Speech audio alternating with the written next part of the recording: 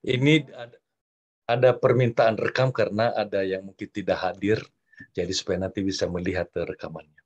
Terima kasih Ibu Ellen sudah diingatkan ya. Nah, nah bakat bawaan itu sebenarnya bisa diobservasi, tidak harus dites. Jadi boleh diobservasi secara garis besar. Ada orang itu unggul di pikiran. Jadi dari bawaannya sudah selalu duluan atau lebih dominan dia gunakan pikirannya daripada perasaannya. Nah, biasanya orang-orang yang unggul di pikiran ini, kalau dia anak-anak, itu kalau kita memarahi dia, kita menegur, itu biasanya dia menantang. Jadi kita, kamu salah begini-begini. Papa juga begitu. Bisa begitu dia jawabnya. Jadi orangnya itu gunakan pikiran. Nanti kalau sudah sampai nanti dewasa, itu selalu pikirannya itu duluan dia gunakan. Begitu kira-kira. Nah, ada orang lain yang keunggulannya itu di perasaan. Nah, kalau yang unggul di perasaan ini, kalau dia dulu anak-anak, kalau kita marahi, biasanya dia langsung mulai air matanya. Baru dia lihat wajah kita mau marah aja, sudah menangis. Ini unggul di perasaan. Kalau sudah dewasa, mereka yang unggul di perasaan ini, kalau menonton TV, itu biasanya disiapkan sapu tangan, dia siapkan tisu, lalu dia cari channel yang ada air matanya. Ketemu nanti channelnya, baru dia mulai si juga menangis. Nanti lewat si pemikir, dia, nah kamu ini kan TV, ini kamu dibodoh-bodohi oleh itu. Ini tidak benar-benar kamu menangis-menangis gara-gara itu. Udah matikan aja TV-nya. Sesudah dimatikan TV-nya, si Paras itu mengatakan benar-benar orang itu ya. Hanya tinggal otak, tidak ada perasaan lagi sedikit pun. Jadi begitu kira-kira. Jadi sampai tua, biasanya keunggulan itu otomatis ada. Lebih duluan dia gunakan perasaannya, baru nanti pikirannya. Begitu kira-kira. Bukan berarti kalau perasa, lalu pikirannya tidak ada. Ada pikirannya, ada masih. Tetapi dia gunakan perasaannya lebih duluan. Ada orang lain, keunggulannya itu di perilaku. Nah, dia bertindak dulu, dia ngomong dulu, dia labrak dulu, kemudian nanti baru dipikirin. Nah, ini banyak sekali teman-teman saya yang unggul di perilaku ini, dan mereka sukses di bagian sales atau marketing. Itu customer-nya telepon. Pak, bisa dikirim barangnya enggak sore ini? Oh ya, bisa, bisa, bisa. Padahal barangnya enggak ada. Tapi bisa saja katanya, ya kan? Nah, pokoknya jual dulu. Nah, kalau orang itu bekerja sesuai dengan bakatnya, passionnya, bakat bawaannya, apa yang terjadi? Itulah seolah-olah dia tidak bekerja. Maka dia menemukan yang kita sebut passion. Itu bakat seolah-olah asik sekali dia bekerja itu dan sangat penuh gairah. Ini kira-kira gunanya bakat ini. Nah, di Eropa, saya belajar di Roma, itu saya mempelajari bagian bakat bawaan ini, namanya Innate Talent Inventory, di Fakultas Psikologi di Universitas Salesian. Lalu semua sebenarnya guru-guru konselor itu diwajibkan mengetahui ini, supaya bisa membantu anak-anak untuk menemukan apa bakat mereka. Makanya kalau melihat Bapak dan Ibu lihat, di Eropa itu hampir tidak ada yang salah jurusan. Karena mereka sudah dibimbing selama SMP, SMA, apa sebenarnya bakat bawaannya. Nanti saya coba share juga nanti bagaimana menemukannya, sampai akhirnya mereka memilih jurusan itu sudah lebih firm. Begitu kira-kira. Jadi bukan meraba-raba lagi. Sudah sesuai dengan apa yang menjadi passionnya. Nah, slide yang berikutnya ialah pertanyaan. Memangnya dari mana dasar saintifik bakat bawaan ini? Apa dasarnya? Nah, ternyata semua orang itu menerima warisan genetik dari orang tua, dari opa oma, dari apa semua. Dia terima genetik ini, dia warisan ini berupa DNA atau DNA kita katakan. Di dalam DNA ini ada kode-kode instruksi yang boleh kita katakan secara fisik membentuk proses bentuk tubuh kita, warna mata, bentuk wajah, tekstur rambut, semua ditentukan oleh DNA. Nah, DNA inilah yang sebenarnya dasarnya. Makanya kalau misalnya kita baca hasil tes bakat bawaan anak-anak kita, itu kadang-kadang ada yang mirip dengan mamanya, ada yang mirip dengan papanya. Nah, ada dulu saya kasih baca ke Vera hasil tes anak saya. Lalu dia bilang, nah ini semua persis papanya. Yang kelemahan-kelemahan itu dia lihat, nah semua yang buruk ini persis-persis dari papanya. Ya. Nah, jadi nanti Bapak dan Ibu bisa membaca, ternyata ada juga yang mungkin mirip-mirip opanya, ada apanya, itu kira-kira. Nah, sifat-sifat juga, bukan hanya DNA itu meneruskan sifat fisik, tetapi juga sifat-sifat sikap-sikap tertentu, kecenderungan-kecenderungan bawaan. Itu juga ditentukan juga oleh DNA. Nah, bisa juga sebenarnya DNA ini juga meneruskan juga sebenarnya penyakit ya. Nah, ada jenis-jenis penyakit tertentu yang diturunkan secara genetik.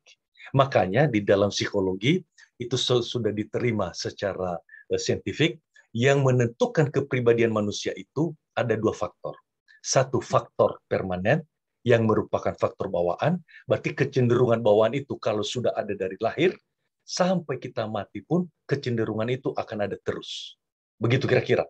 Itu yang disebut bagian kepribadian yang permanen. Sedangkan yang kedua adalah faktor yang dibentuk oleh lingkungan. Ini yang disebut dengan karakter. Jadi misalnya, tanggung jawab, disiplin. Itu bukan bawaan. Jadi tidak ada anak lahir sudah disiplin. Anak lahir sudah tanggung jawab. Tidak. Tetapi disiplin itu karena dibentuk di rumahnya, dibentuk di sekolah, dibentuk oleh pelatihan-pelatihan, dan juga oleh pendidikan atau budaya. Jadi kalau misalnya ada anak lahir, lalu satu dibesarkan di Jakarta, yang lain dibawa ke Jepang, lalu dibesarkan di sana, 12 tahun kemudian karakternya beda. Satu lebih disiplin, lebih bersih, lebih aware mengenai kebersihan dan keteraturan, yang satu mungkin agak kurang. Begitu kira-kira. Nah, berarti dasar saintifik dari tes ini adalah dari genetik. Nah, berarti apa tujuan kalau kita mengadakan tes bakat bawaan? Berarti tujuannya adalah untuk membantu para siswa menemukan sebenarnya apa bakat bawaannya. Nah, karena bakat bawaan ini tadi perlu untuk apa? Untuk memilih jurusan atau karir. Itu sebenarnya tujuannya. Jadi tes ini bukan mengetes pengetahuan. Jadi sebenarnya tidak perlu kita khawatir, tidak perlu persiapan untuk tes ini. Jadi dia hanya jawab saja apa yang sesuai dengan diri kita. Nah, yang sering terjadi saja ya adalah sering anak-anak atau menjawab atau juga orang dewasa menjawab bukan sesuai dengan dirinya apa adanya, tetapi dia jawab menurut diri yang dia cita-citakan lebih baik. Nah, kalau seperti itu nanti hasil tesnya mungkin tidak akurat sesuai dengan dirinya, tetapi tesnya itu mungkin sesuai dengan orang yang dia bayangkan itu. Nah, itu semua kelemahan psikotes yang menggunakan inventory. Nah, hampir 90% psikotes itu gunakan inventory. Jadi memang makanya psikotes itu juga tidak bisa kita mutlakan bahwa itu pasti benar. Jadi nanti harus kita baca dulu hasilnya. Benar enggak hasilnya ini menggambarkan anaknya. Nah, kalau benar menggambarkan anaknya, berarti ini valid, akurat. Begitu kira-kira. Berarti di dalam menjawab psikotes ini, anak justru perlu santai. Karena ketika kita santai itu, keluar aslinya kita. Nah, makanya kalau misalnya ada pelatihan, itu waktu main game itu, disitulah sebenarnya otentiksitas orang itu keluar aslinya. Nah, kalau sudah mulai dia atur cara duduknya, dia atur cara apanya, itu bukan dirinya, diri yang dicita-citakan, diri ideal, begitu kira-kira. Jadi syarat dari psikotes ini kalau mengikutinya ialah anak harus santai. Jadi kalau misalnya dia ada hambatan di online nanti, putus hubungan internet, tidak apa-apa, dia bisa login ulang lagi. Jadi ini tidak ada batasan waktu, ya kira-kira begitu. Jadi tidak ada yang benar atau salah, tetapi anak yang didorong untuk dia jawab apa adanya dirinya aja. Ditanya, apakah Anda suka ngobrol atau suka diam? Ya udah, kalau dia suka diam, dia suka diam. Begitu kira-kira. Jangan dia atau suka ngobrol ya suka ngobrol. Begitu kira-kira caranya. Nah, jadi tes ini juga dilengkapi dengan general ability yang diambil dari cognitive Raven. Jadi untuk mengukur kecepatan berpikir anak. Nah, untuk itu saja yang mempunyai batasan waktu. Namanya general ability test. Jadi yang ini aja yang terakhir, saya kasih di bagian terakhir, itu hanya 12 menit. Itu kira-kira cara mengetesnya Bapak Ibu ya. Nah, kalau nanti sudah keluar hasilnya, kira-kira akan di map orang itu akan ada di salah satu dari 16 ini. Nah, itu kira-kira mappingnya. Nah, ini yang biasanya saya jelaskan sesudah ada hasil psikotes, lalu saya jelaskan. Tetapi supaya seminar kita ini dia berbobot sedikit, jadi saya kasih sedikit penjelasannya. Sehingga Bapak dan Ibu, oh rupanya bakat itu seperti itu. Siapa tahu juga Bapak dan Ibu menemukan bakatnya sendiri juga. Ya kan? Nah, barisan pertama dan kedua ini secara internasional sudah dibuat orang-orang ini orang-orang introvert. Jadi yang ada di barisan pertama ini 1 sampai 4, 5 sampai 8. Ini orang-orang introvert. Jadi ya kalau ketemu di sini tema bakatnya berarti orang itu introvert.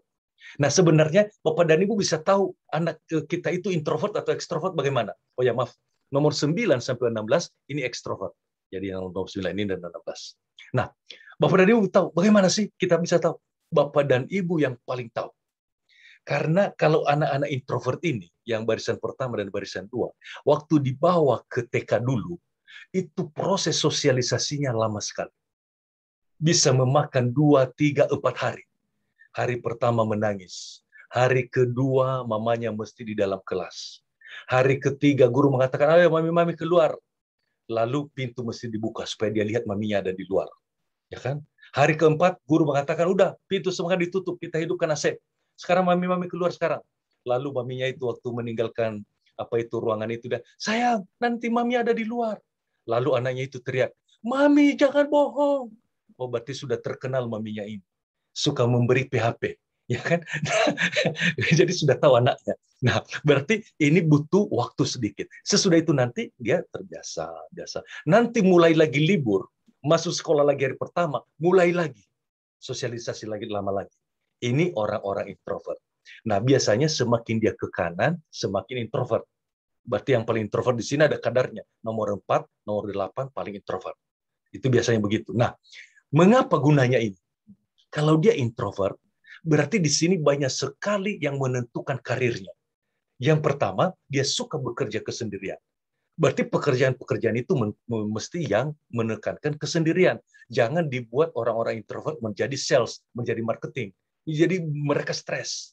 Ketemu orang baru, aduh bagaimana caranya, apa nanti yang saya katakan. Jadi sulit. Yang kedua, berarti kalau menjadi dokter, cocok ini dokter bedah. 13 jam dokter bedah tulang itu di dalam ruangan. Tidak ada masalah bagi dia. Kalau orang-orang ekstrovert, ya jangan dokter bedah, ya kan? Nanti bisa dia banting-banting nanti apanya guntingnya, pisaunya, karena dia tidak suka lama-lama di dalam apa kesendirian, ya kan? Atau biasanya sih mereka putar musik sambil mereka goyang-goyang, mereka bedah, bisa biasanya begitu. Nah, bisa mereka adjust juga. Nah, kalau dia di Fakultas Hukum, berarti ini kalau introvert, pasti nanti jurusannya itu hakim. Tidak cocok pengacara. Kan tidak suka diskusi. Pengacaranya yang marketer ini, yang orang-orang yang ekstrovert. Itu. Kalau ekonomi, berarti accounting, finance, cocok introvert. Ekstrovert, pasti cocok di situ. Marketing, bisnis, business entrepreneur, ya kan? Mereka di manajemen, bagus begitu. Jadi kira-kira seperti itu cara penggunaannya. Bukan berarti anak ini wajib IPA, IPS. Enggak. Kalau dia IPA pun, dia di mana sebenarnya. Begitu kira-kira untuk bakat ini. Jadi kita tidak pernah menjudge orang mesti IPA, IPS. Enggak. Tentu kalau dia orang introvert, ya kalau dia mengambil bahasa, ya nanti penerjemah di belakang layar. Enggak mungkin dia yang langsung apa namanya ini langsung ngomong-ngomong dan sebagainya. Sedangkan kalau bahasa yang ekstrovert, ya pasti dia bagus di hubungan internasional, macam-macam itu. Begitu kira-kira Bapak ya, gambaran keseluruhan, gambaran umumnya. Nah, sekarang kita lihat. Barisan pertama ini sudah diatur sedemikian rupa. Itu nomor 1, responsible, loyal. Nomor 2, nomor 3, perfeksionis. Nomor 4, independen. Orang-orang ini dari bawaannya punya kecenderungan sangat setia pada komitmen. Itu jaminannya. Jadi orang-orang ini, jadi Bapak dan Ibu bisa tahu, kalau diberi tugas oleh guru, pasti dikerjakan. Itu kira-kira jaminannya. Nomor 1 sampai 4. Maka dikatakan orang-orang ini komit.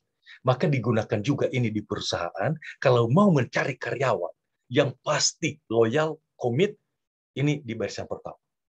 Jadi ini mereka orang-orang dari bawaan, dari bawaannya. Begitu kira-kira. Nah, makanya disebut namanya ini responsible, sangat bertanggung jawab. Ini tanggung jawabnya. Jadi kalau diberi tugas oleh guru, pasti dikerjakan. Loyal karena sangat loyal. Apa saja yang sudah diatur pasti dikerjakan seperti itu.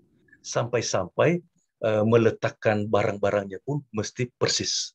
Jadi kalau pakai pasta gigi itu Bapak dan Ibu, itu dia pejet dari bawah. Itu. Jadi itu sampai loyal. Kalau habis nanti dia bereskan semuanya. Diletakkan rapi. Kalau orang ambil lalu diputar sedikit, dia bisa tahu. Ya ini loyal. Yang perfeksionis, dia ingin sempurna sekali. Kalau misalnya ada tugasnya, belum selesai ulangannya, belum selesai, tidak bisa tidur, larut malam, harus belajar sampai benar-benar dia bisa. Perfeksionis. Independen kenapa? Orang-orang ini kalau sudah dia tahu apa tugasnya, dia akan kerjakan secara mandiri, tidak usah lagi Bapak dan Ibu ingat-ingatkan dia. Makanya anak-anak independen ini kalau orang tuanya ingat-ingatkan terus bisa dia marah. Nah, itu gitu kira-kira. Nah, berarti ini orang-orang komit. Bapak dan Ibu tanya ke saya, bagaimana bisa kami tahu kalau dia itu dulu waktu kanak-kanak? Ketahuan sekali Bapak. Waktu TK, guru TK mengatakan, anak-anak besok bawa barang ini. Semua anak nomor 1, 2, 3, 4 itu akan ketemu mamanya, langsung mengatakan, Mami, itu sudah dikatakan oleh ibu guru, kita harus bawa barang ini. Udah, maminya mempersiapkan dengan baik. Begitu loh kira-kira jaminannya, Pak Ibu. Jadi ini sebenarnya hanya kalau misalnya mau tes, berarti untuk mau memastikan aja di mana dia sebenarnya. Itu kira-kira yang pertama. Yang kedua, 5 mekanik, 6 artistik, 7 idealis, 8 konseptor. Orang-orang ini adalah orang-orang yang bagus sekali di sistem. Mereka ingin sekali bagaimana cara kerja sesuatu. Makanya ini disebut mekanik. Waktu kanak-kanak dulu suka bongkar-bongkar barang-barang, ya kan? Nanti tidak bisa dia pasang ulang. Ya kan? Jadi ini suka bongkar-bongkar barang, maka dikatakan dia mekanik. Kenapa? Karena otaknya itu sekali dia lihat bagaimana cara kerja satu mesin, dia akan bisa menciptakan mesin itu lebih hebat dari situ lagi. Berarti ini suka sekali robot, itu hobinya, suka sekali membuat sesuatu yang berkaitan dengan apa itu namanya benda-benda, bagaimana cara kerja sesuatu, mesin dan sebagainya, suka bongkar ini. Nah, biasanya mereka ini juga kalau dapat handphone baru, itu tidak usah diajarin, itu dengan sendirinya mereka bisa langsung kuasai dalam satu hari 90% fiturnya sudah kuasai. Dia utak-atik, udah dapat dia, autodidak. Nah, ini sistem disebut artis, kenapa? Ini adalah sistem keindahan. Jadi dia akan membuat bagaimana warna, kalau bentuk tubuhnya begini, bajunya harusnya begini, polanya begini. Berarti ini ahli desain. Kalau dia arsitek, berarti dia ahli desain tata kota, ahli desain rumah yang sangat bagus desain-desainnya. Berarti ini lebih ke artistik. Sistem sistem art. Nah, makanya kalau ada anak remaja yang ada di nomor 6 ini, biasanya kalau pergi ke mall, itu suka sekali window shopping, itu melihat bagaimana cara penataan. Bisa keliling-keliling satu mall, nanti dia beli barang yang itu yang murah juga. Nah, dia beli di bagian yang, tapi dia lihat dulu semua, ya kan? Nah, ini idealis, kenapa? Karena orang ini sistem ide. Jadi ide bagus sekali di bidang strategik. Dia tahu ini, bagaimana pengembangan organisasi, bagaimana apanya. Jadi kalau kita bicara banyak sekali idenya. Hanya kelemahan orang-orang idealis itu tidak mau mereka melakukan. Nah, jadi nanti makanya ada juga karyawan yang kalau memberikan saran banyak sekali, bagus sekali, tetapi tidak ada yang dilakukan satu. Nah, berarti dia memang ahli di ide, ya kan? Nah, ini ada orang-orang seperti itu juga. Biasanya katanya cocok itu menjadi psikolog. Karena katanya psikolog itu tidak pernah operasional. Dia hanya mengatakan, oh ini cocok untuk ini, yang ini cocok untuk ini, yang ini. Tetapi dia sendiri nggak tahu cocok di mana. Ya kan? Itu biasanya. Jadi Bapak dan Ibu, ini orang HRD yang paling top yang ini. Nah, nomor 8 konseptor. Ahli sistem konsep. Ini lebih berat lagi, Bapak. Kalau dia di ekonomi, maka dia akan ciptakan sistem ekonomi yang sedemikian rupa, sehingga dia tanpa kerja, dia dapat duitnya. Nah, bagaimana caranya? Bisa ahli saham, bisa ahli multi level marketing. Dia buat sistemnya, multi level marketing. Dia dapat passive income. Semua orang kerja. Atau kalau dia di computer programming, itu dia buat menjadi sistem seperti Alibaba. Dia buat sistem-sistem, lalu yang membeli, yang menjual pakai sistemnya dia, nah dia dapat 1 yuan. Ya, macam itu. Yang membeli, yang menjual juga. Itu sekarang Gojek ada seperti itu. Ini ahli konsep. Mereka menata konsepnya dan kemudian dipraktekkan. Ini kira-kira keunggulan-keunggulannya. Berarti kalau ini dokter, ini pasti ahli menemukan vaksin. Karena dia selalu berpikir bagaimana sistem, bagaimana apanya supaya bisa menemukan temuan-temuan saintifik mengenai kesehatan. Ini kira-kira barisan kedua ini. Berarti barisan pertama, komit, berarti pekerjaan yang fix, jangan di marketing. Yang ini bagian sistem. Berarti Bapak dan Ibu sudah melihat sekarang kalau ada anaknya di sini, berarti mereka itu cocok di computer programming, bagian sistem sistem keindahan, kecantikan, bisa arsitek, bisa yang lain-lain dan sebagainya ini. Nah, kita bicara 9 marketer, 10 generous, 11 optimistik, 12 entrepreneur. Orang-orang ini apa? Orang-orang ini adalah ahli di bidang komunikasi, ahli ngobrol-ngobrol. Mereka ahli berdebat, ahli mempengaruhi orang, ahli membangun relasi dengan orang. Jadi yang tadinya kita tidak bisa ngomong, kalau sudah di samping mereka, pasti kita ngomong. Ada saja yang dia tanya. Ya kan? Jadi pokoknya ini orang-orang yang memang bagus sekali di I.O., event organizer, pokoknya baguslah di komunikasi. Nah, saking mereka itu, ini yang marketer ini saking ahli mempengaruhi orang, apa saja ide, apa saja yang ada di pikirannya bisa dia jual dengan kata-kata. Maka dikatakan namanya marketer. Contohnya apa? Misalnya ada anak bapak dan ibu di nomor 9. Dia katakan, Mama, Papa, ada restoran, menu makanannya ini. Dia jelaskan menunya. Waktu dia jelaskan menunya itu, Bapak dan Ibu, kita sudah menelan air liur kita. Jadi mesti ke restoran itu. Makanya kalau orang ini sudah jual barang ke ibu, ke bapak dan ibu, itu dia tidak pulang tanpa berhasil jualannya. Jadi ini orang-orang yang jago sekali berjualan. Nah, yang generous ini jadi jago komunikasi, berkomunikasi dengan orang, membangun relasi pribadi dengan cara kemurahan hati. Dia bantu temannya. Ayo kita ke mall. Dia pergi ke mall. Walaupun ada PR-nya. Besok ulangan. Harus teman dulu yang ditemani. Nah ini, jadi dia kerjakan dulu tugas temannya dan sebagainya, sampai akhirnya lupa kadang-kadang tugasnya sendiri. Nah ini generous. Ini sebenarnya profil hamba Tuhan yang paling cocok. Nah, jadi ini yang hadir di mana ada yang sedih, di mana ada yang gembira. Ini orangnya. Nah, jadi bosan dengan yang monoton. Ya, ini optimistik. Ini adalah ahli mengkomunikasikan harapan. Berarti ini pemberi harapan kepada umat manusia. Dari kadang-kadang dia beri harapan kepada papa mamanya. Bagaimana misalnya? Contohnya, dia belajar sebentar. Ditanya oleh mamanya, kamu sudah belajar? Beres, Mak. Saya kuasai bab 1, bab 2, bab 3. Ulangan besok hanya bab 2. Saya kuasai semua. Wah, sudah yakin sekali mamanya. Baik, ulangan besoknya. Apa yang terjadi, Bapak Ibu? Nilainya dibagi minggu depannya jelek. Dilihat oleh mamanya. Lah, kemarin kamu bilang kamu sudah kuasai semua. Mulai dari bab 1, bab 2, bab 3 sudah kuasai. Kok nilainya jelek? Dia bilang, Mama tahu enggak? Seluruh satu kelas nilainya jelek. Saya ini masuk 5 besar. Berarti masih optimis. Ya kan? Makanya Bapak Ibu, orang-orang ini adalah pemberi harapan kepada umat manusia. Mereka mengkomunikasikan harapan yang sangat luar biasa. Dan kalau mereka ini ada di hamba Tuhan macam itu, mereka bisa memberikan motivasi, berbahagialah kalian yang menderita selama pandemi ini. Karena kalian pemilik kerajaan Allah. Begitu kira-kira. Dan kita terhibur karena ya kan? Bapak dan Ibu. Jadi ini kalau motivator, ini ahli motivator. Ini jago sekali Bapak Ibu. Jadi biasanya kalau diundang ke perusahaan, mereka memberikan motivasi, itu 1 minggu naik prestasi kerja, kinerja naik. Tapi sesudah itu 1 minggu turun lagi, undang lagi mereka.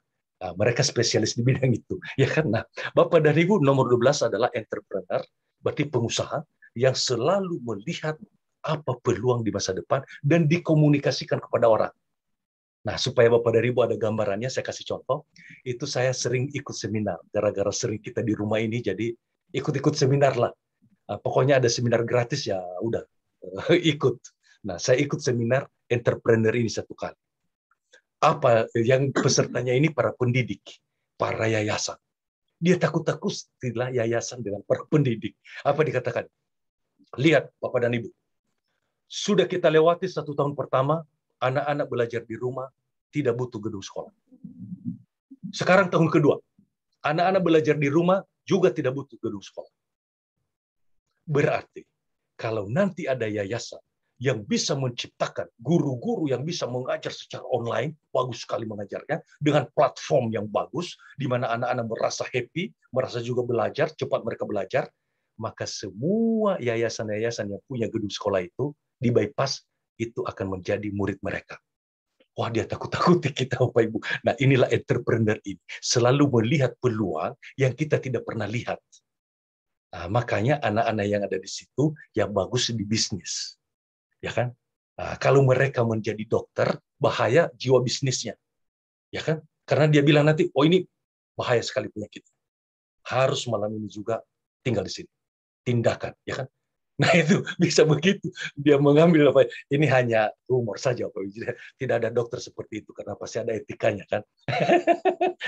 Tapi ini saya memberikan sedikit dan memang jarang orang-orang ini ke kedokteran. Kalau mereka mengambil kedokteran, biasanya mereka menjadi pengusaha rumah sakit. Nanti banyak sekali rumah sakit mereka punya. Begitu kira-kira. Nah, Bapak dan Ibu, anak-anak komunikator ini bagaimana Bapak dan Ibu tahu dari kecil? Kalau yang dari yang ahli sistem ini berarti suka bongkar-bongkar barang-barang kan? Nah, kalau yang ini bagaimana waktu kecil? Waktu kecil anak-anak ini Bapak dan Ibu sering lupa barang-barangnya. Kadang-kadang tugas-tugasnya pun juga lupa juga. Misalnya, waktu TK, guru mengatakan, anak-anak tolong besok bawa ini. Yang barisan pertama semua sudah langsung ketemu mamanya, langsung laporkan, mama kita harus bawa ini. Yang nomor 9 sampai 12 tidak lapor ke apa-apa ke mamanya. Karena dia sebenarnya tahu ada yang harus dibawa, tetapi tidak tahu kapan. Karena waktu pengumuman itu lagi ngomong-ngomong dia. Jadi dia tidak tahu persis apa. Apa yang terjadi Bapak Ibu? Besok pagi-pagi, dia sudah sampai di halaman sekolah, yang nomor ini 9 sampai 12, dia lihatlah nomor 1 sampai 4 membawa barangnya. Baru dia katakan, mama, kita harus bawa barang seperti itu. Loh, mengapa baru bilang sekarang? Ya baru ingat. Nah, makanya orang-orang ini, Bapak dan Ibu, sering lupa tugas-tugasnya, lupa barang-barangnya, dan katanya, khususnya nomor 10 ini, kalau kepalanya tidak menempel di tubuhnya, bisa lupa juga kepalanya. Begitu kira-kira. Jadi ini kehebatan mereka ada, tetapi ada juga tentu sisi yang kelemahannya juga. Nah, ini tidak usah kita garis bawahi kelemahannya, tetapi ini kemampuan mereka itu di komunikasi. Bapak dan Ibu yang terakhir adalah 13 sampai 16. Ini adalah orang-orang yang bagus sekali di bidang manajerial, ahli mengatur. Suka ngatur orang. Kalau tidak ada orang yang diatur, barang pun diatur. Apa saja diatur. Kalau bisa diatur, ya diatur semua. Makanya hard charging ini nomor 13, suka ngatur-ngatur uang di dalam dompetnya. Jadi tidak ada yang mau diatur, jadi ya udah uang di dalam dompetnya diaturnya 100.000, 50.000, 20.000, pokoknya diatur-atur. Saya tanya mengapa? Ini supaya gampang mengambil katanya. Nah, itu jadi diatur-aturin. Nah, nanti buku-bukunya semua diatur nanti mulai dari yang paling besar sampai yang kecil atau yang apa di raknya diatur. Nah, laki-laki perempuan semua yang ada di sini nomor 13-16 adalah suka mengatur. Nah, waktu saya belajar ini saya tanya sama profnya, itu apa ada beda laki-laki perempuan? Enggak ada beda. Perempuan juga yang ada di situ suka ngatur juga. Saya bilang bagaimana dengan suaminya? Ya suka ngatur suaminya juga. Oh, kok bisa mau, Prof? Dia bilang itu waktu pacaran mereka sudah seleksi dulu. Jadi laki-laki ini waktu pacar diatur dulu. Kamu beli apa di sana? Ambil yang di sana ini. Tidak mau diatur. Udah dipecat. Nggak jadi pacarnya. Dia pilih yang bisa diatur. Berarti suami-suami mereka yang sekarang adalah hasil korban sudah diseleksi. Makanya nanti ada suami-suami takut istri. Ada rupanya di kelompok itu. Nah itu berarti ini pengatur-pengatur ini semua. Nah ini hard charging, ini adalah pengatur yang eksekutif, langsung ngatur, turun tangan, terlibat ya, langsung hard charging, berarti baterainya itu tidak perlu lowbat. Nah ini mengatur untuk mengharmoniskan, supaya harmoni. Jangan ada apa di antara kita, jadi harus harmoni. Makanya kalau ini laki-laki adalah tipe ayah yang baik. Kalau ini wanita, tipe ibu yang baik. Ibu yang sangat ideal. Kalau dia menantu yang sangat terbaik. Dia buat semua, dia rawat sampai mati, mertuanya, dia perhatikan semua kebutuhannya. Berarti kalau cari menantu nanti, Bapak dan Ibu, cari nomor 14, the most harmonious. Kalau tidak ketemu, atau supaya pasti nomor 14, tes dulu sama saya, sebelum pertunangan. Jangan lupa Bapak Ibu. Jadi ini nomor 15 Bapak Ibu, diplomat. Diplomat ini adalah mengatur untuk semua dapat happy semua, dapat bagian dengan baik. dia juga dapat ini, mereka juga dapat yang begitu, kita juga dapat, mereka yang ini juga dapat, kelompok semua dapat. Berarti ini adalah ahli dalam komunikasi PR. Mereka itu ahli sekali. Jadi tidak ada organisasi yang tidak menerima apapun keputusan mereka karena semua merangkul dan cocok. Benar-benar bagus. Nah, Bapak dan Ibu yang ini mengatur untuk tujuan. Tujuan ke depan. Harus tercapai tujuan. Nah, ini makanya namanya komandan. Kalau tidak mau ke tujuan, ya udah turun dari kapal. Nggak usah ikut-ikut. Jadi orang-orang ini sangat tegas. Biasanya kalau mengkritik, tidak pernah kritiknya itu halus. Selalu kritik komandan itu bisa orang mati berdiri di tempat. Begitu kira-kira. Jadi dia langsung tek to the point, tek, hantam habis. Nggak bisa kita apa. Karena tidak ada komandan yang kasih perintah begini. Lihat, mungkin musuh, mungkin bukan. Oh, dia ada komandan begitu, sudah ditembak duluan kepalanya. Komandan, musuh, tembak. Begitu kira-kira. Jadi ini komandan ini bagus. Nah, Bapak dan Ibu, ada kekhususan, berarti satu tema bakat ini, satu baris ini. Berarti ini komitmen, ini ahli sistem, ini ahli komunikasi, ini ahli manajerial. Berarti kalau mau cari manajer, cari yang di sini dulu, Bapak dan Ibu. Itu bisa dilatih sedikit jadi, ya kan? Nah, itu kira-kira seperti itu jaminannya. Nah, Bapak dan Ibu, per kolom ini adalah keunggulan-keunggulan khas. Khususnya di kolom satu ini, keunggulannya di bidang apa? Di bidang pikiran. Itu yang tadi duluan menggunakan pikiran. Sebab akibat, ini apa ya kan? Logika. Nah, makanya tinggal melihat sekarang. Kalau dia ekstrovert, berarti mengkritiknya tajam. Kalau dia introvert, berarti refleksinya tajam. Itu ke dalam, ya kan? Nah, ada yang kedua ini yang loyal, artistik, generous, dan harmonius. Ini keunggulan mereka adalah unggul di empati, unggul di perasaan, unggul di hubungan pribadi. Yang ini, nah, makanya anak-anak ini biasanya yang ada di sini agak susah mereka di fisika sama matematika. Nah, karena tidak terlalu unggul mereka di situ. Nah, tetapi guru-guru matematika itu biasanya ada di kolom satu ini. Nah, kalau mengajar yang ini begini, begini, begini, sudah jelas, dijawab ini jelas Pak. Yang ini baru merasa-rasa sudah dihapus. Nah, makanya ini makin susah mereka di matematika ya kan, ini sama fisika biasanya. Tetapi kalau gurunya pas, bagus juga mereka biasanya ya. Nah, sedangkan yang ini Bapak dan Ibu nomor perfeksionis, idealis dan optimistik dengan diplomat, ini unggul di imajinasi, intuisi. Makanya jago mereka di strategi. Nah, jago mereka di bagaimana merancang ini itu, berarti mereka ini sutradara di perfilman. Ya, itu kira-kira. Nah, sedangkan yang keempat independen, konseptor, entrepreneur ini unggul di visi misi, tujuan ke depan. Nah, berarti ini sebenarnya the real leader, mau lihat ke depan. Yang orang belum lihat dia sudah lihat. Ini orang-orang yang bisa melihat peluang-peluang dan sebagainya. Nah, biasanya Bapak dan Ibu, orang itu tidak pernah di dalam kotaknya. Selalu dia bisa ke kiri kanan, kalau misalnya artistik bisa dia ke kiri, ke kanan, ke atas, atau ke bawah. Karena tadi satu tema ini kan satu tema bakat, yang ini.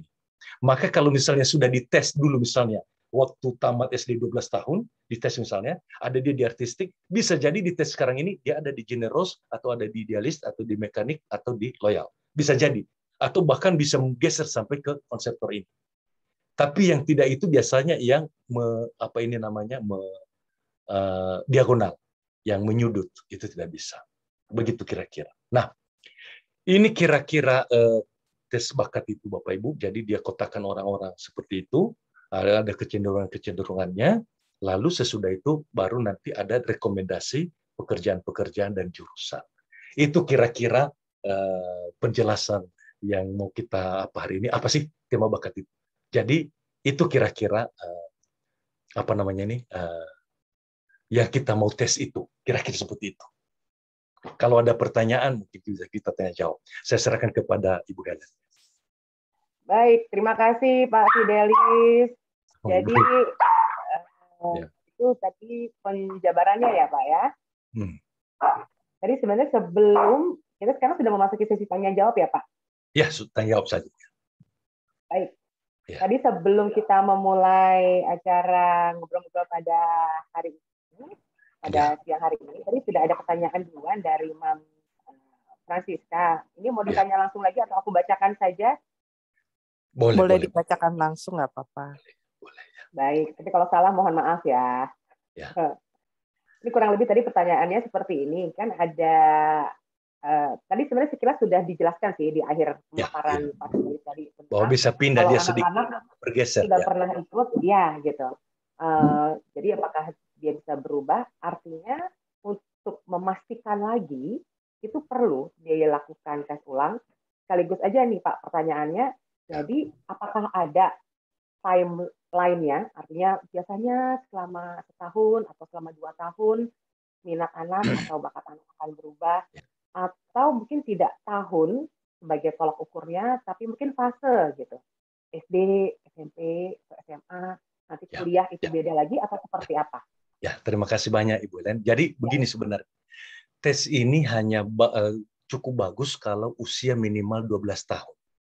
Mengapa? Karena 12 tahun itu rupanya baru semua aspek kognitif kita, aspek otak juga itu berkembang secara maksimal. Artinya mencapai kalau ibaratnya tumbuhan, semua daunnya kelihatan. Nah, kalau terlalu awal itu bisa meleset. Kalau dia apa? Jadi yang paling bagus itu kalau sudah 12 tahun ke atas. Berarti kalau kelas 9 itu sekarang paling bagus.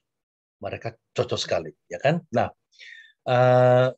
tentu di jawaban itu ada jawaban yang biasanya antara thinking dengan feeling itu misalnya, itu hanya beda tipis sekali dia. Nah, ini yang kadang-kadang itu bisa berubah-ubah. Kalau dites lagi nanti tahun depan, itu bisa berubah lagi. Karena perbedaannya itu tipis sekali. Nah, rupanya bisa jadi anak itu misalnya introvert. Sebenarnya introvert. Tetapi dikelilingi oleh orang-orang ekstrovert. Otomatis sisi ekstrovertnya kan berkembang. Ketika di tes ini, introvert dan ekstrovertnya itu kadang-kadang bisa naik ekstrovertnya, atau kadang-kadang introvertnya yang naik. Nah, itu kadang-kadang perubahan-perubahan itu yang bisa berubah. Tetapi biasanya dia tidak berubah di garisnya itu, di baris mana, ya kan?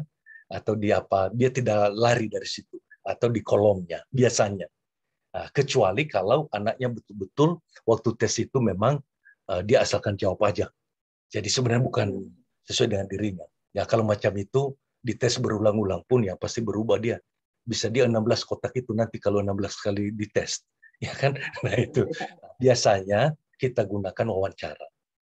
Nah, maka biasanya saya selalu supaya tes ini lebih akurat, itu perlu ada wawancara. Jadi perlu benar enggak anaknya ini seperti ini. Nah, yang mengetahui itu papa mamanya pasti memberikan masukan juga. Nah, anaknya juga mengetahui juga. Nah, karena ada beberapa misalnya, seperti kita bilang tadi nomor 13 ini. Nah, mungkin anak itu belum ada uang, jadi belum diatur-atur dompetnya ya kan. Nah, karena belum ada yang bisa diatur. Nah, tetapi biasanya mungkin dia kadang-kadang mengatur barang-barangnya, dia apa. Nah, pertanyaan-pertanyaan seperti itu bisa ditanya ke orang tua ketika ada sesi pribadi. Nah, makanya kalau tes massal biasanya ya bisa pindah-pindah. Karena anaknya kan tidak diarahkan asal dia jawab-jawab aja. Gitu kira-kira. Jadi itu bedanya mungkin yang pribadi mungkin lebih bertahan. Nah, saya misalnya, saya ada di nomor 7 yang apa itu yang the idealist itu yang suka mikir-mikir ya kan tapi tidak melakukan ya kan nah, saya ada di situ sampai sekarang seperti itu saya maka saya menikmati sekali pekerjaan yang sekarang ini nah, selesai ngomong tidak ada follow up udah selesai ya kan nah, begitu pekerjaan seperti itu nah, jadi kalau operasional saya bisa mengantuk nah, harus buat ini bisa saya ngantuk begitu loh ya.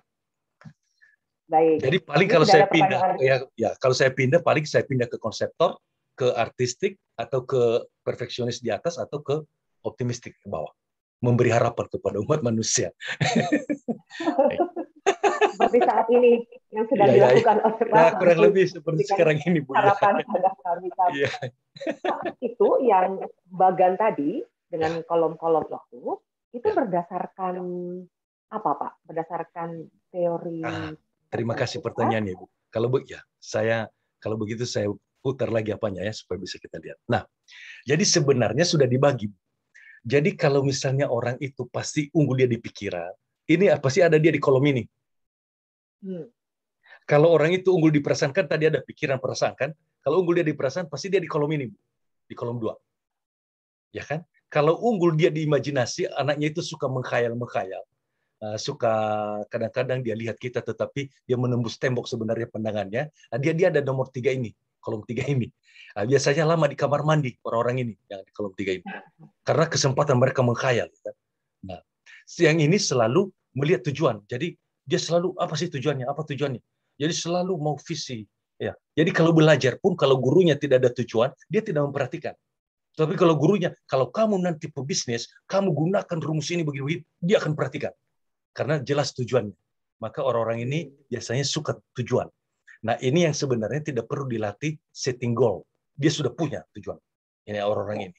Nah, yang ini kadang-kadang tujuannya ya pokoknya dia dapat apa dulu lah, ya kan, macam itu kira-kira. Yang ini tujuan jangka panjang ke depan.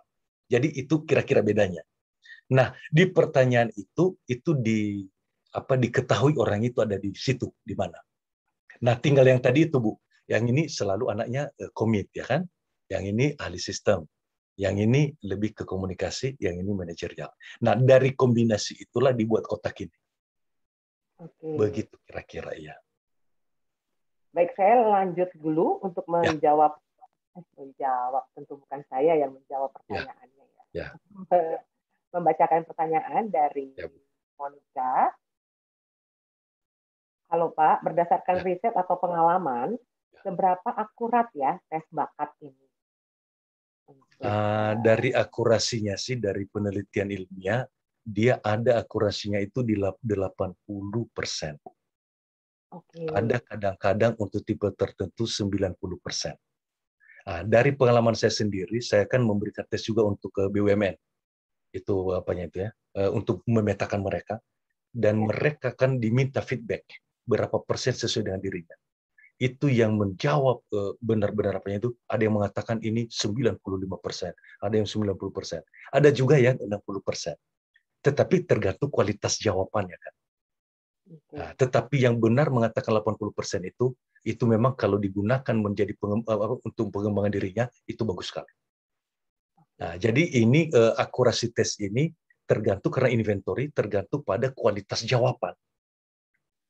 Iya, itu jadi itu apanya. Jadi bukan karena tesnya, tetapi tesnya sendiri kalau dijawab, ini kelihatannya platform tes ini sudah bagus.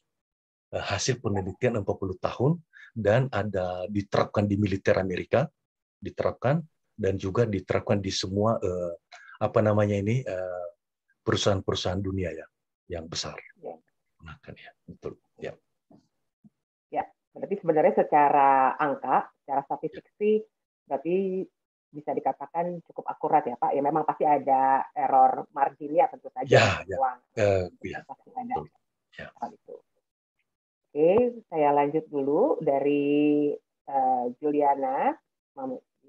Bagaimana dengan anak yang memiliki talenta kombinasi? Jadi bukan hanya dia deviasi ke kiri, kanan, atau ke atas, ke bawah, tapi mungkin jumping gitu Pak. Kolom yang sebelahnya jauh. Ya. Biasanya kan dicari oleh tes ini core yang paling orang itu paling unggul. Dia cari core-nya dulu kan. Baru sesudah itu pasti ada deviasi ke lingkungan kan, perhatian dan sebagainya. Itu dia cari core-nya, dari core-nya itu baru dilihat kemungkinan anak ini bagaimana. Maka sebenarnya kalau usia sudah di atas 24 tahun, ada tes satu lagi namanya TSF, Talent Strength Finder, yang juga digunakan oleh Gallup. Jadi dari talentanya itu, yang dia sudah menjadi kekuatannya, itu dicoba ditemukan. Itu ada lagi. Tetapi kalau anak-anak SMP, SMA, itu belum. Karena mereka belum banyak pengalaman. Kan? Jadi hanya kita mencari core filosofi ya, dari bakatnya. Itu yang ditangkap. Begitu kira-kira. Jadi sebenarnya tidak pernah ditanya apa minat anak itu. Karena tidak ditanyakan itu. Tetapi dari nanti bakatnya ini, baru dilihat apa sih jurusan yang cocok untuk dia. Makanya dikatakan ini tes bakat bawaan, bukan tes bakat minat. Karena ada satu tes lagi, ditanya minat anak. Ada di berbagai pekerjaan, berbagai istilah-istilah. Nah, karena semakin banyak dia pilih minat yang ada komputernya, nanti dikatakan anak ini berbakat di komputer. Nah, minat ini ada permasalahan, bisa dipengaruhi oleh keadaan sesaat, oleh teman-teman. Makanya nanti kadang-kadang tes itu sesudah dijalanin, itu ternyata berubah. Wah, ini bukan bakat saya, ini sebenarnya apa? Karena itu hanya minat. Begitu kira-kira. Ya. Berarti memang antara bakat dan minat itu belum tentu sejalan ya Pak? Belum tentu harusnya sejalan sih sebenarnya Bu, tetapi minat itu banyak dipengaruhi oleh pergaulan. Oke. Iya, jadi pengaruh pergaulan itu tidak bisa kita eliminasi. Oke. Iya. Akan selalu memberi pengaruh pada hasil Ya, dari pasti minat memberi kita. pengaruh. Pasti memberi pengaruh. Ya. Jadi errornya itu di situ, Bu. Ya. Ya. Saya lanjut dulu ya, Pak. Pertanyaan berikutnya dari Sarah.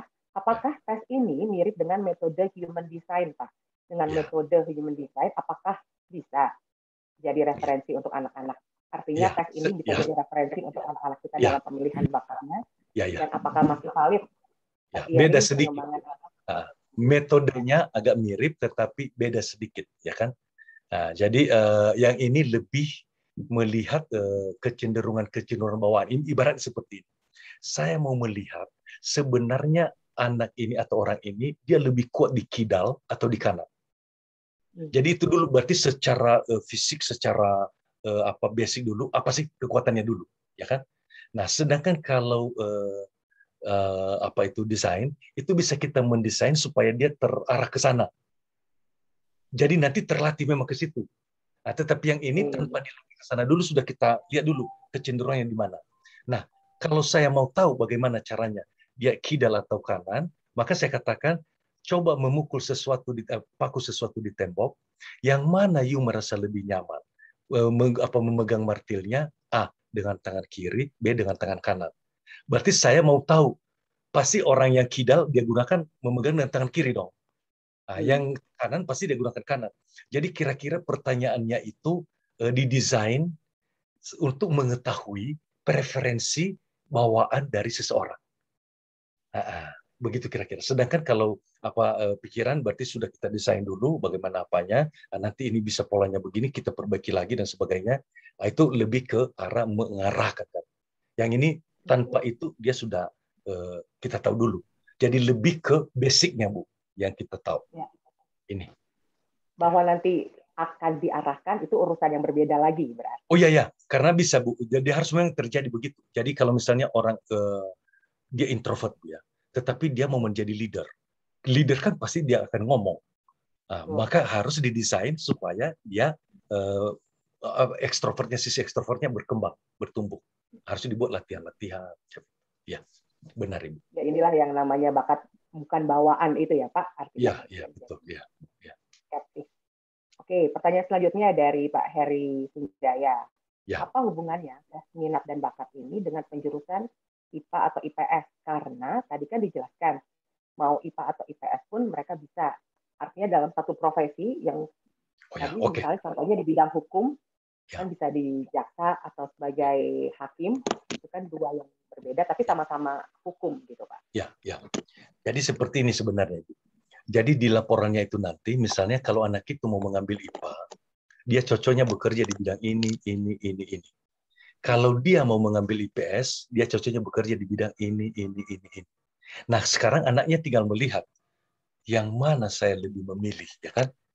Nah, makanya sesudah ada tes ini sebenarnya bagusnya lagi anak melihat semua kekuatannya, juga kelemahannya, lalu berdasarkan itu nanti dia lihat jurusan yang dia mau. Karena sebenarnya bisa dia juga di IPA, bisa juga dia di IPS. Tetapi ada alasan mengapa dia mau IPA.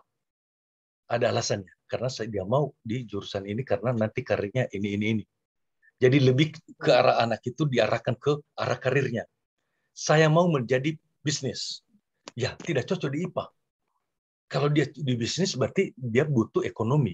Butuh hitung-hitungan sedikit untuk mengerti nanti, ya kan? Dasar-dasar ekonominya. Nah, berarti dia bagus di IPS. Dilihat, bakatnya ada juga di situ. Ada. Nah, ini memang orang entrepreneur. Macam itu kira-kira. Maka ini dia tidak menjudge orang, ini sebenarnya IPA. Ini sebenarnya IPS. Itu tidak tipe itu. Tidak sampai begitu dia. Nah, tetapi dia membuka peluang yang ini. Nah, anak bisa memilih. Tetapi biasanya ada satu sebagian besar bakat anak ini didukung oleh IPA. Ada begitu, itu diarsir. Bukan berarti ini wajib anak itu pilih, tetapi sebagian besar bakatnya didukung oleh IPS misalnya. Begitu kira-kira. Jadi sebenarnya ini membantu orang tua juga anak untuk memilih secara lebih terukur ya, Pak. Artinya betul. Iya, jadi dia memilih IPA IPS itu ada alasannya. Ya. Begitu kira-kira. Ya. Apakah akan ada tes lanjutan lagi untuk kemudian mengetahui si anak ini atau seseorang ini cocok sebagai hakim atau cocok sebagai jaksa setelahnya gitu nanti? Iya, ya sebenarnya sesudah penjelasan hasil dilihat dari anak-anak sendiri kan ada dialog dan orang tua juga, lalu direncanakan sebenarnya masa depannya apa. Lalu biasanya sih anaknya setuju ini begitu kira-kira. Jadi hanya tadi saya katakan hakim itu karena orang yang sangat sendiri. Tentu kalau dia di Fakultas Hukum tidak cocok lah pengacara karena ekstrovert sekali kan. Cocok dia lebih tenang, mempertimbangkan, macam itu kira-kira. Nah, kalau dokter bedah tadi berarti cocok yang lebih bisa tahan kesendirian. Karena bedah tulang, bedah jantung bisa sampai 13 jam kan. Jadi bayangkan kalau orang yang sangat ekstrovert, itu energinya terkuras sekali. Dia harus menyanyi, harus apa, ya kan. Nah, kalau introvert, semakin energinya bagus. Ya kan? Nah, kalau orang introvert dikasih di petugas perpustakaan, nah pasti dia menikmati sekali itu dunianya. Kalau ada yang ngomong, nggak boleh ngomong, ya kan? Semakin introvert, ya kan? Nah itu. Tadi dikasih di situ orang ekstrovert, udah ada apa-apa, kita ngomong aja di sini aja, di diskusi, ya kan? Nah itu kan kacau perpustakaan. Begitu. Oke, saya lanjut lagi ya Pak. Ya, Pertanyaan berikutnya dari Tias. Apakah dengan kondisi pandemi seperti ini, di mana anak terbatas komunikasi dan sosialisasinya dengan orang lain, akan mempengaruhi inner talent-nya atau bakat alami dari anak ini? Pada umumnya sih tidak mempengaruhi. Hanya yang mempengaruhi itu mungkin orang-orang introvert itu mereka menjadi agak kurang berkembang sisi sebaliknya, sisi ekstrovertnya, karena tidak bergaul kan. Nah, makanya nanti itu disikapi dengan buatlah acara-acara di dalam keluarga di mana bisa ngomong-ngomong di anggota keluarga. Karena orang introvert itu kan nyaman sekali dia di kesendirian. Karena saya introvert, saya merasa sekali. Jadi kalau saya sendiri itu rasanya nyaman sekali. Tetapi karena pekerjaan saya dilatih sisi ekstrovert, ya saya belajar juga bagaimana cara ngomong, bagaimana cara apanya, ya begitu kira-kira. Jadi nanti sesudah pandemi, ya udah kembali lagi. Tetapi tetap orang introvert itu, kalau sudah dewasa pun, itu pergi ke pesta enggan sekali. Kecuali sangat terpaksa sekali. Itu misalnya benar-benar apa, itu baru dia ke pesta. Kalau enggak mau ke pesta. Tapi orang ekstrovert, kalau sudah sampai di pesta, enggak mau pulang.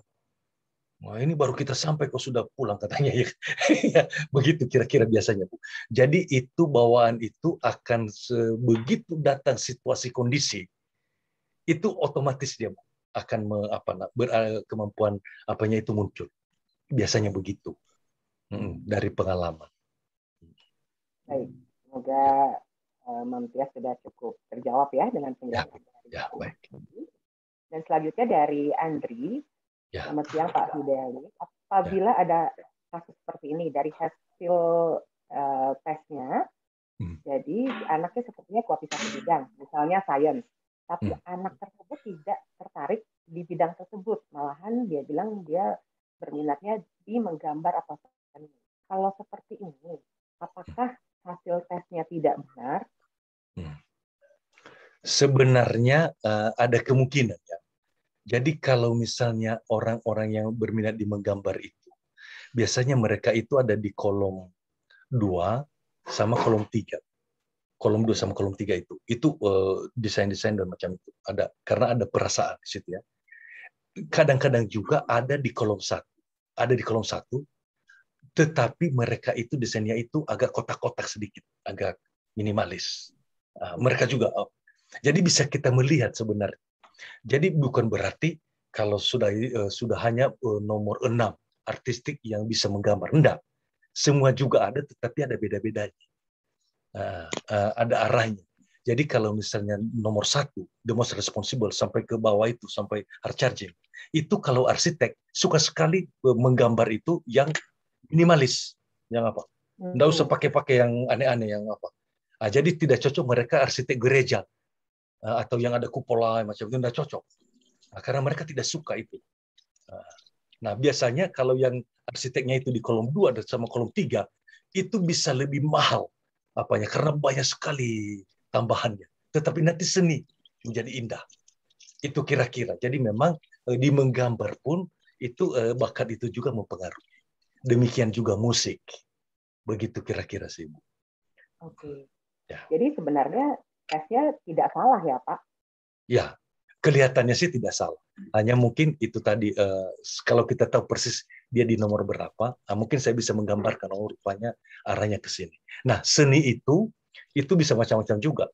Yang kolom 3 sama kolom 4, banyak mereka seni abstrak, sama seni action, biasanya. Oke. Jadi mungkin selama ini ada masalah juga di asumsi kita kali ya Pak tentang IPA itu hanya ya science gitu, hanya yang berhubungan dengan eksak gitu. Sementara tidak juga ternyata yang namanya anak misalnya kemudian diarahkan ke IPA bukan karena jadi dokternya atau jadi hal yang lainnya. Ya, sama dengan yang ya artistik itu Bu, kalau dokter itu bagus sekali, dokter kecantikan sama dokter anak. Dari penelitian sangat mereka menikmati. Karena seninya itu menjadi bisa hidup. Salurkan ya Pak. Ya. Salurkan. Ya. Baik, ada pertanyaan lagi berikutnya dari Sarah. Pertanyaannya ada 2. Pertama, tanpa tes bakat, apakah kita bisa mengikuti saja maunya anak apa? Misalnya dia malas les matematika, ya ambil IPS saja. Yang pertanyaan kedua, jika tidak ikut tes bakat, apakah si anak ada kemungkinan akan tersesat di masa depannya nanti? Ya, sebenarnya sih kalau di itu ada satu prinsipnya, ikuti di mana hatimu membawamu. Ya kan? Nah, sebenarnya itu ukuran yang paling bagus sebenarnya. Ukuran apa? Tetapi sering hati anak-anak itu, apalagi kalau masih masih labil, itu kadang-kadang hati mereka itu mereka mengikuti yang mereka enaknya aja. Ya kan? Nah, kalau seperti itu kan mungkin perlu kita juga intervensi. Perlu dia latihan untuk bisa dia dapat namanya adversity question itu, daya tahan. Karena kalau dia tidak pernah mengikuti sesuatu dia tidak pernah latihan daya tahan. Itu minimal.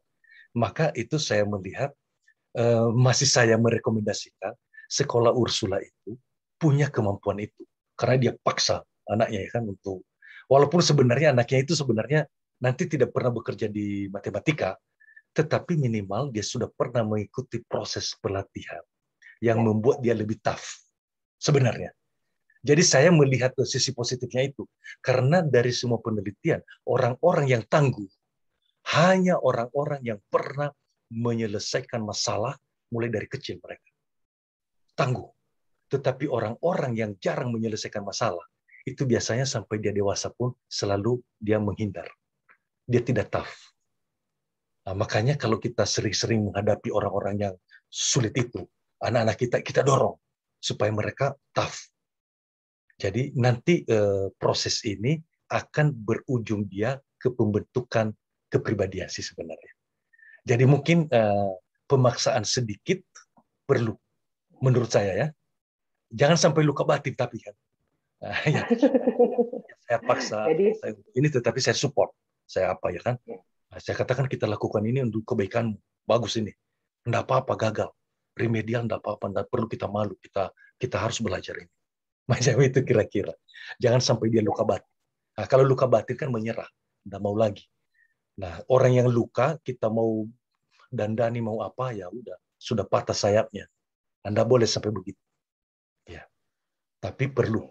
Nah, makanya saya melihat juga, saya tidak tahu di Ursula Jalan Pos juga sudah buat, itu Suster San Francisco, itu wajib yang anak Ursula itu disuruh ke OB. Di OB itu kan keras itu. Keras apanya ya kan. Nah, disuruh ke sana. Nah, lolos dari situ, anak-anak ini tough. Ya itu kira-kira Bu ya. Jadi saya dalam hal itu penganut boleh keras, tetapi jangan sampai patah. Ya begitu Bu. Ya.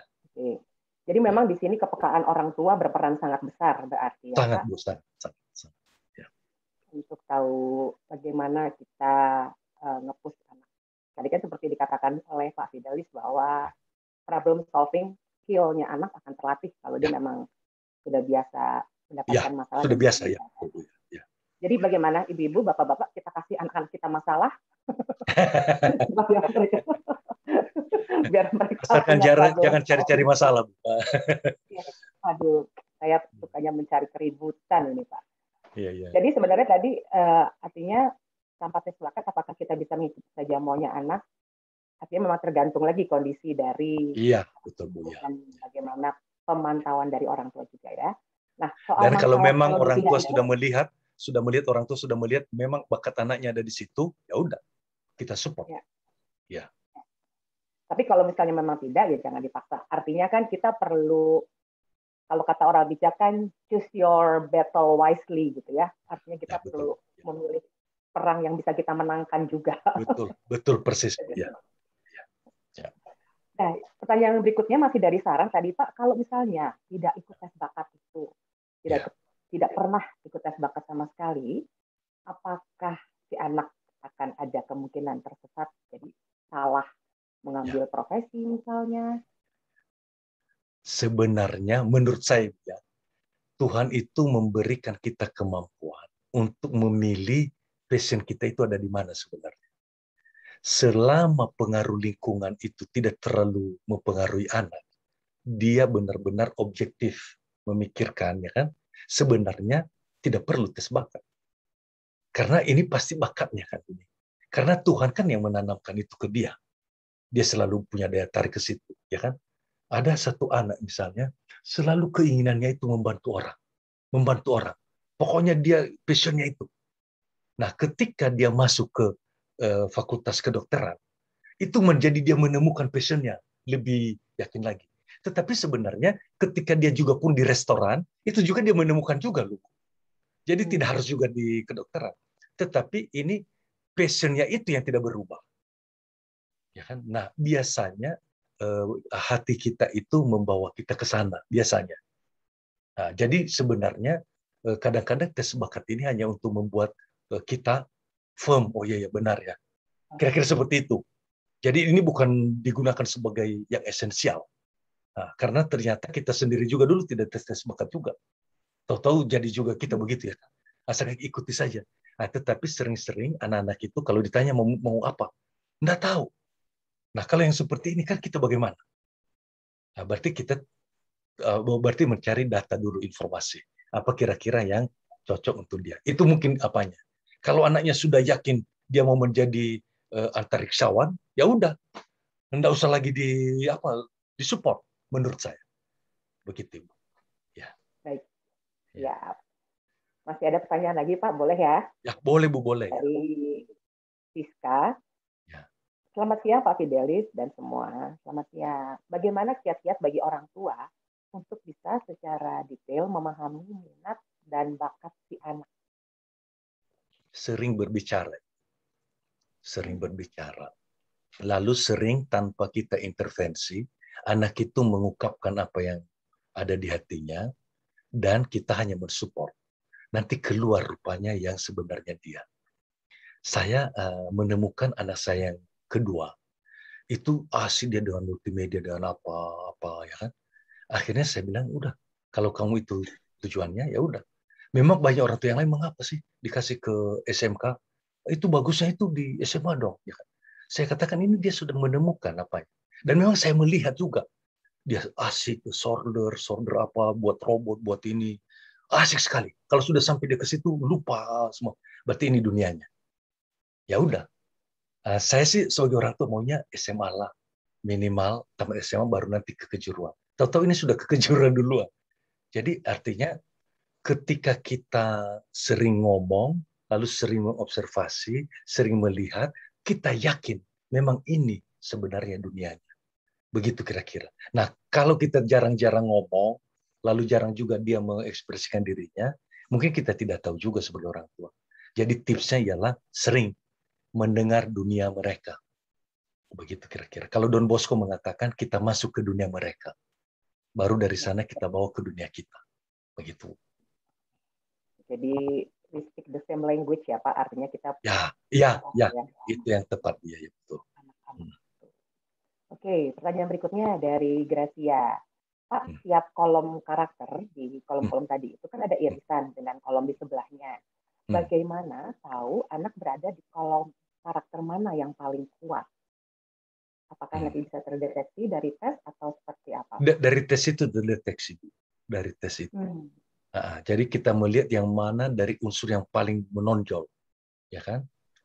Biasanya sih kalau ada juga wawancara itu menjadi lebih akurat karena dia confirm, ya biasanya ya.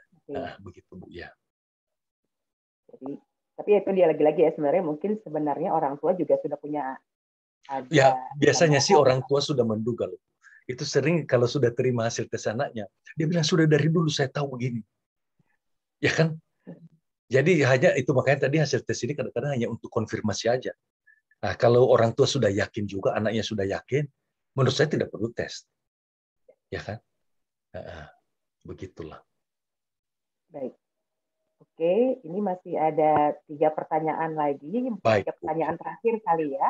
Ya. Nanti kan siapa tahu ada yang mau malam mingguan supaya nggak terlalu sore. Ya. Udah mau kemana ya?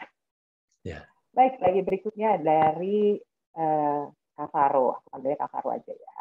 Selamat siang Pak, saya Rika. Dari Rika. Apakah usia anak-anak ini terlalu muda untuk membuat keputusan tentang bidang apa yang mereka pikir mereka inginkan? Jadi ini dia cerita juga Pak, flashback sedikit. Saya merasa saat lulus SMA agak sulit menentukan mau kuliahnya apa. Sedangkan anak-anak sekarang sudah harus memutuskan di kelas 10 mau IPA atau IPS.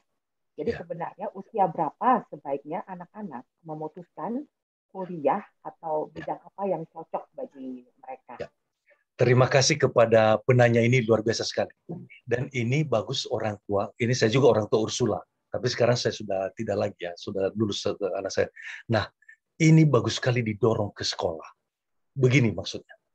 Anak-anak itu tidak tahu mereka mau apa karena memang kosong di pikirannya. Kan tidak ada, Bu. Mereka kan asik main game, TikTok apa, ya kan. Jadi tidak pernah pikir mengenai pekerjaan, mengenai apa. Nah, makanya anak-anak saya sekarang, itu sering-sering saya tanya, kamu nanti kalau sudah lulus mau apa, kerja apa? Memangnya ada kerja apa, Bapak? Oh, ini bisa begini, begini, begini. Nah, perlu ada orang membuka itu. Ada loh pekerjaan begini, ada pekerjaan begini, ada begini, begini. Jadi mungkin 1 kali 1 minggu 1 profesi. Diundanglah orang tua yang punya profesi itu. Ini kan banyak dokter-dokter misalnya. Ya kan? Dia ngomong ke anak itu, ini loh profesi dokter begini-begini, ya kan?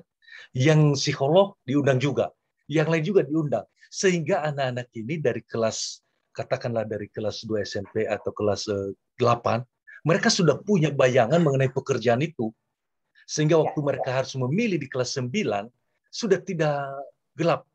Sekarang mereka ini gelap, mau kerja apa? Nggak tahu juga, ya kan?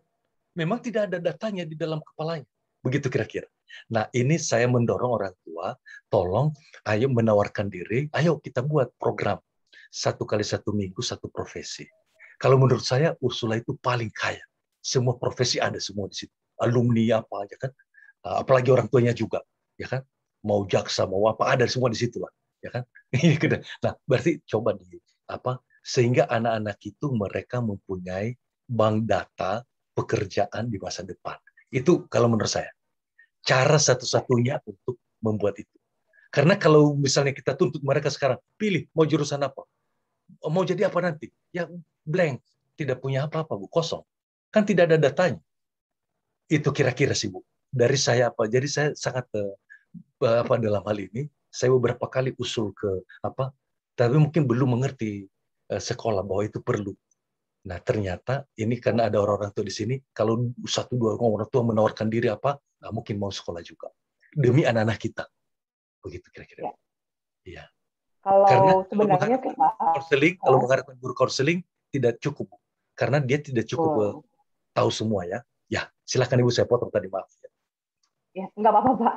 Cuma memang waktu saya cuma mau cerita aja kalau sebenarnya di SMP dan SMA Ursula Pasti sudah berusaha untuk melakukan itu. Tapi memang kayaknya belakangan ini fokusnya tetap di kelas 11 yang akan kuliah. Tapi saya sendiri dulu sebagai salah satu alumni, saya pernah membawa alumni yang berprofesi di bidang aktuaria untuk memberikan sharing ke anak kelas 8. Jadi anak kelas 8 mereka diberikan wawasan tentang profesi aktuaria supaya mereka tahu gitu, kayak mereka belajar matematika itu loh nantinya di profesi. Bisa ya. Nah, seperti itu, Bu. Jadi baru ada kan di kepalanya aktuaria, rupanya oh itu satu profesi yang punya masa depan ini begini-begini. Selama tidak mereka dengarkan kan, Bu, nggak ada di otaknya. Ya, tidak masuk data ke bank data. Tidak ada datanya. Nah, makanya ditanya mau apa? Nggak tahu. Ya memang dia tidak tahu. Lalu kita memang apa sih anak-anak sekarang pada tidak tahu? Ya memang tidak ada datanya. Begitu. Iya.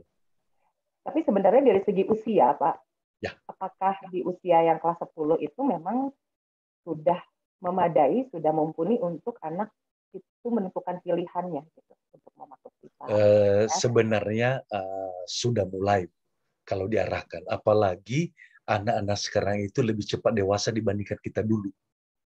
Lebih cepat mereka dewasa, Bu. Nah, jadi sebenarnya mereka sudah bisa berpikir.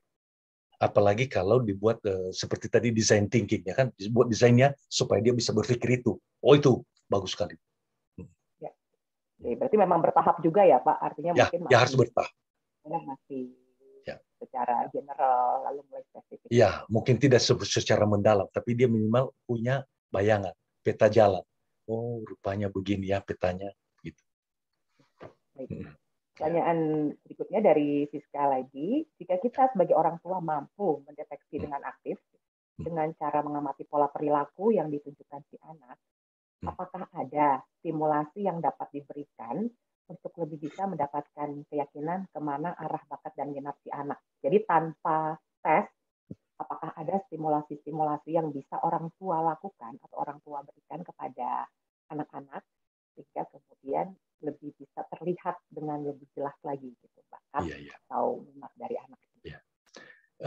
Saya tidak ingat sebentar sekolah PL itu yang terkenal itu di Jawa, Bu. Aduh, kok lupa sekarang namanya. Funlit. Nah, Funlit itu setiap libur selalu mereka ada program. Itu anak-anak itu yang kira-kira tertarik ke dokter itu nanti akan menginap selama 1 minggu dan mengikuti dokter. Ya, nah saya pernah mengapa saya tahu gara-gara anak-anak dari mana itu dari Indonesia Timur dibawa ke Jakarta.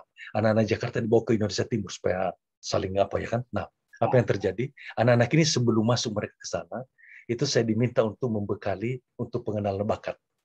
Nah, itu saya baru waktu mereka pulang dari live in ya mereka katakannya, pulang dari situ, anak-anak itu mempunyai wawasan yang sangat luar biasa. Nah, ini simulasi yang tidak perlu tes, dia langsung mengatakan saya tidak suka yang ini, saya sukanya ini. Karena memang cara kerja ini yang saya tidak suka ini. Yang ini yang saya suka ini. Jadi seperti itu tadi. Jadi sebenarnya sudah langsung dia seleksi dirinya. Saya orang perasa, yang ini terlalu kuat analisa. Saya tidak kuat, tidak cocok. Saya cocoknya di sini. Nah, simulasi terbaik itu yang seperti itu. Nah, maka saya tidak tahu Ursula itu sekarang masih ada live in, ya kan? Tetapi maunya ada live in juga profesi. Nah, jangan hanya live in ke desa, ya kan? Boleh juga itu, tetapi ada perlu juga live in profesi supaya bisa anak-anak punya gambaran. Itu simulasi terbaik. Ya. Oke. Ya, berarti kayak sambil praktik ya. Minimal nih, kalau tidak dapat apa yang dia sukai atau dia minati, tapi dia tahu apa yang tidak dia sukai atau tidak dia minati. Ya, persis. Ya, tetapi tentu sesudah simulasi, sesudah live in itu, Bu, harus kuat refleksinya. Jangan sampai tidak ada refleksi. Nah, sering-sering saya lihat anak-anak sudah live in, refleksinya lemah. Jadi sebenarnya tidak dapat apa-apa dari pengalaman itu. Jadi kelebihan Ursula itu dulu, refleksinya itu kuat sekali. Bagus. Bahkan diseminarkan.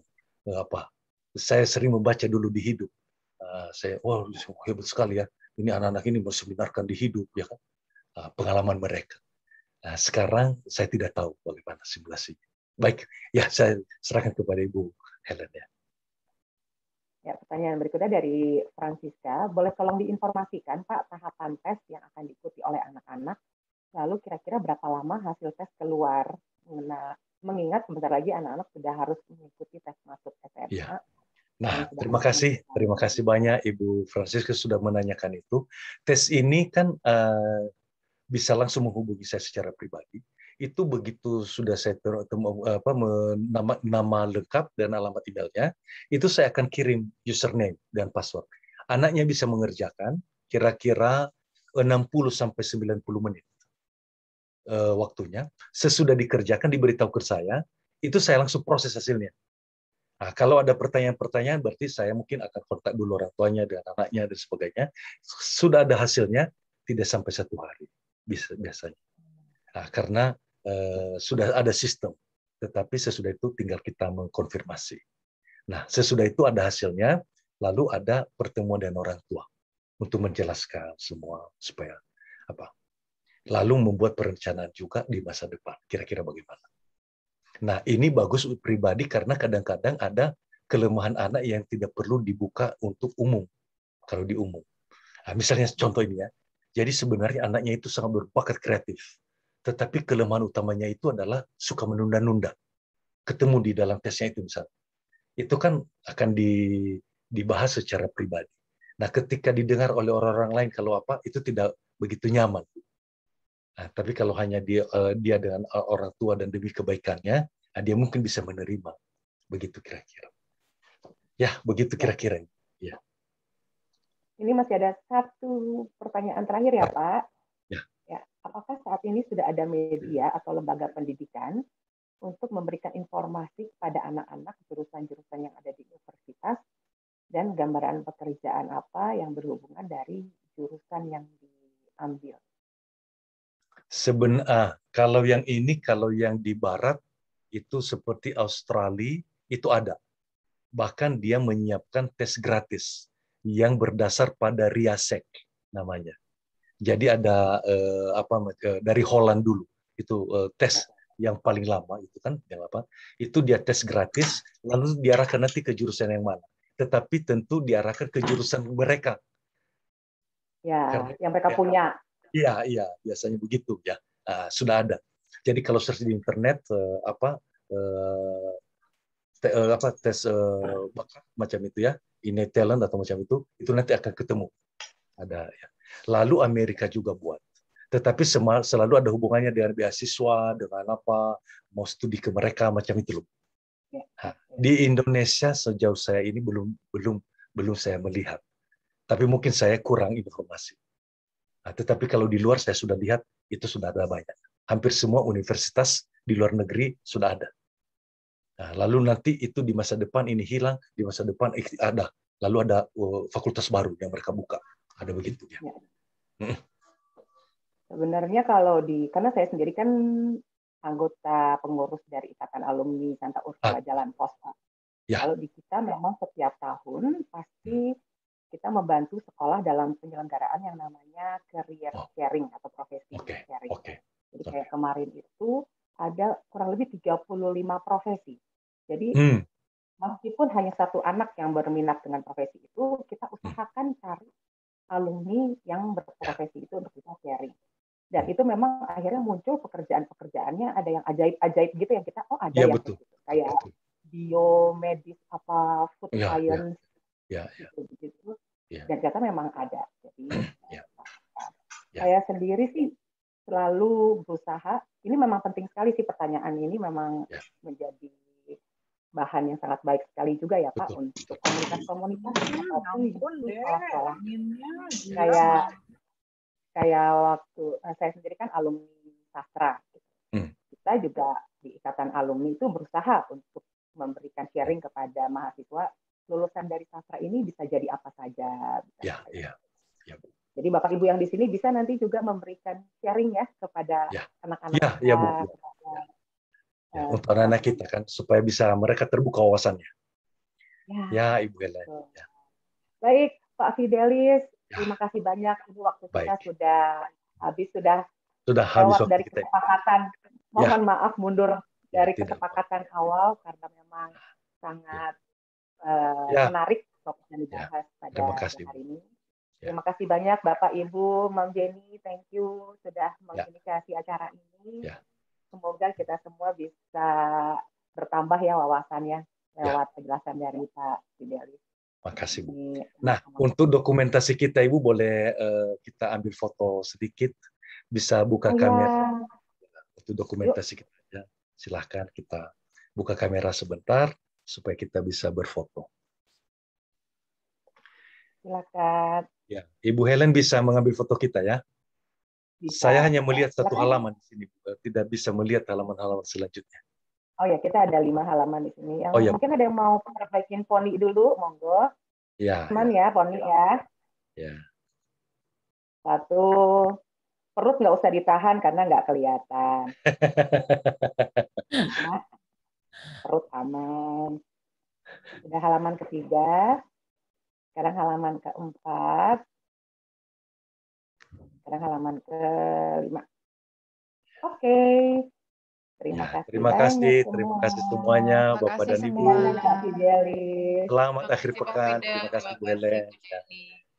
Sehat-sehat semuanya. Sehat semua, sehat. Terima kasih Pak Fidelis, Bapak Ibu terima kasih. Terima kasih Bu Zana. Terima kasih banyak Helen. Terima kasih semuanya. Fidelis untuk waktunya. Terima kasih semuanya.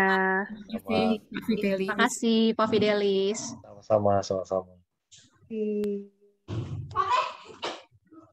Semoga tercerahkan. Silakan kalau mau di end juga nggak apa-apa Pak. Ya, oke. Saya end aja ya. Baik. Nanti Ibu kirim fotonya melalui WA ya. Terima kasih semua. Baik. Ya.